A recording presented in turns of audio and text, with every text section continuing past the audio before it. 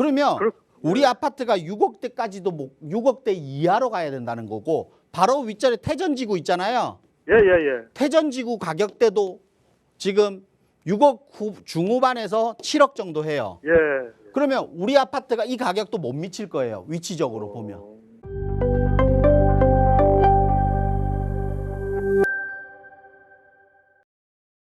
안녕하세요. 예, 여보세요? 네, 시청자분 반갑습니다. 예, 예. 네, 시청자분 어떤 부분들이 궁금하세요? 아, 제가 죽전동에 아파트를 하나 가지고 있고요. 네, 저기 모연, 용인 모연 네, 거기 힐스테이트 거기를 저 비규제 지역인데 그거를 하나 분양을 받았어요. 네. 그래서 그걸 두 개를 가지고 가도 되는 건지 앞으로 그쪽 지역이 어떻게 되는지 그 좀 알고 싶어서요. 네, 전화 잘 주셨어요. 죽전에 네. 아파트 먼저 어떤 아파트일까요? 어디 죽전에요? 네, 도담 아이파크인데요. 도담 아이파크요. 32평. 네. 예, 자, 예. 그리고 힐스테이트도 하나 갖고 계시다고 하셨는데 요건 네. 어디에 위치하고 있는 걸까요? 저기 모연 왕산리 쪽에 외대 그쪽인데요. 모현 쪽이요. 예, 예. 알겠습니다. 지금 몬테로이. 힐스테이트 몬테로이 예, 보유하고 예, 예. 계시다고요? 예, 예. 자, 전망이 궁금하신 거죠? 예, 예. 네, 혹시 이 두 채 중에서 거주하고 계신 곳이 있으실까요? 아, 죽전에 지금 거주하고 있어요. 그러시군요. 알겠습니다. 그럼 예, 예. 전망에 대해서 전문가 의견 예, 들어볼게요. 예, 예. 네, 안녕하세요. 예, 안녕하세요. 네, 반갑습니다. 예, 예. 네. 지금 예, 얘기를 들어보면 도담마을 아이파크에 지금 거주를 하고 계신 거고 예, 예. 지금 왕산리 쪽에 예. 지금 외국어대 글로벌 캠퍼스 위쪽에 예, 예, 예. 힐스테이트 이쪽을 분양받으신 거예요. 예, 예. 이쪽 지역이 지금 비규제 지역이다, 모연면이다 보니까 비규제 지역이다 보니까 관심도가 많았던 지역이긴 해요. 예, 예, 예. 지금 근데 분양을 받으신 거예요.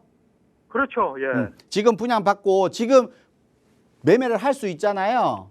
예, 6개월 지나가지고 전면. 지금 예. 피가 얼마 정도 붙어 있어요?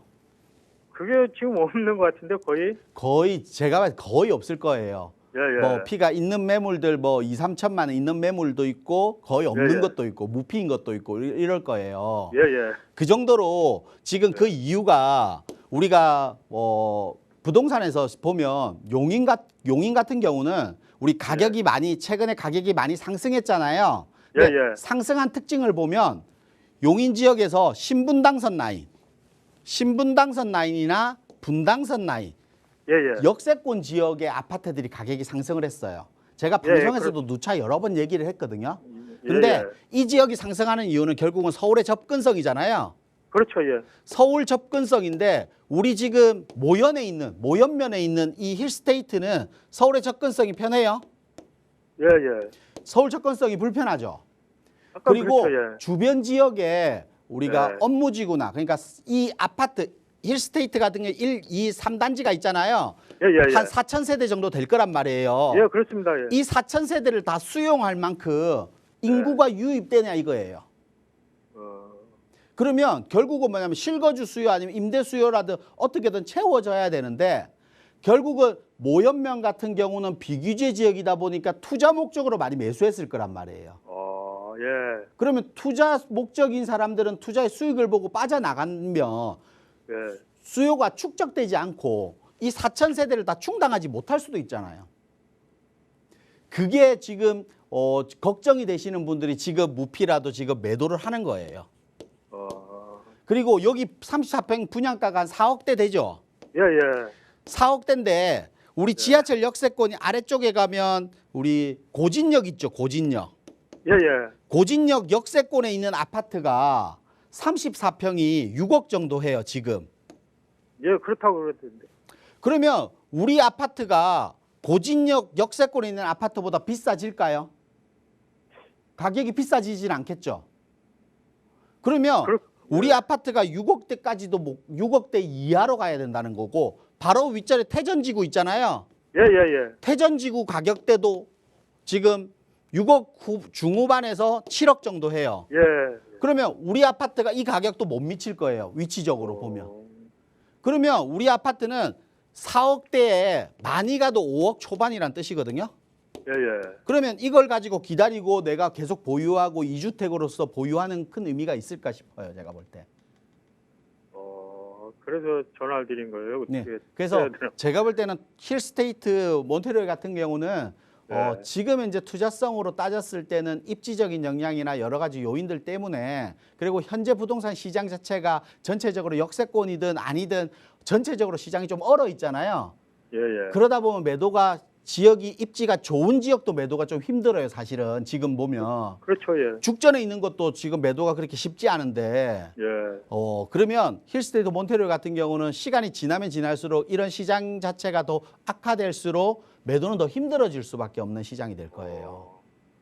그래서 제가 볼 때는 투자성의 목적으로 매수하셨다면 지금이라도 매도를 네. 하시고요. 예.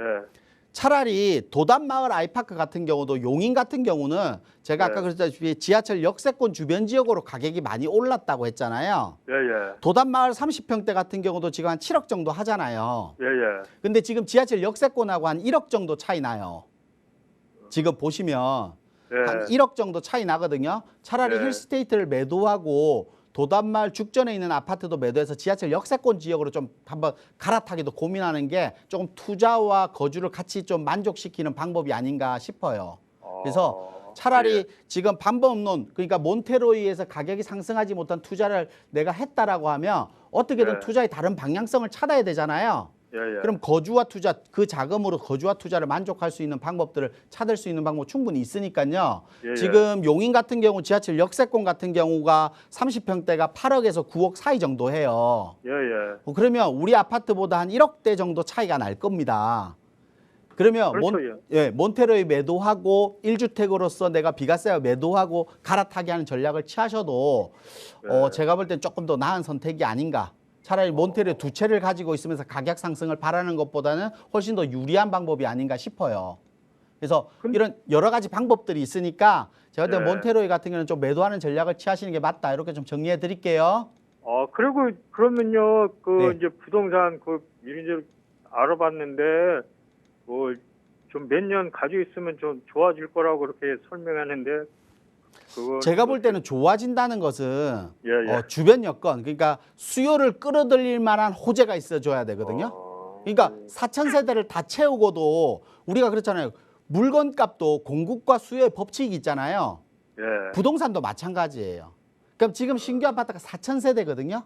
예, 예. 그 4,000세대를 다 충당하고도 예. 수요가 더 들어올 만큼 수요가 있어야지 가격이 오를 거 아니에요. 그렇죠. 네, 그런 호재가 지금 깔려 있다는 거죠. 그 시간도 많이 기다려야 될 수도 있고. 그렇기 때문에 지금이라도 전략을 좀 바꾸는 방법이 훨씬 더 유리하다.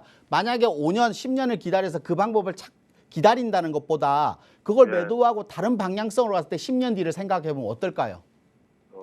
구성역 앞에 있는 아파트가 빨리 변하겠어요? 지금 힐스테이트 모연에 있는 아파트가 빨리 변할 것 같아요. 구성이 그쪽이 있나? 그렇죠. 그럼 차라리 네. 지금이라도 전략을 바꾸는 게 맞다는 거예요. 무슨 말인지 아시겠죠? 예, 예, 예. 이렇게 정리해 드릴게요. 예, 예, 알겠습니다. 감사합니다. 네. 예.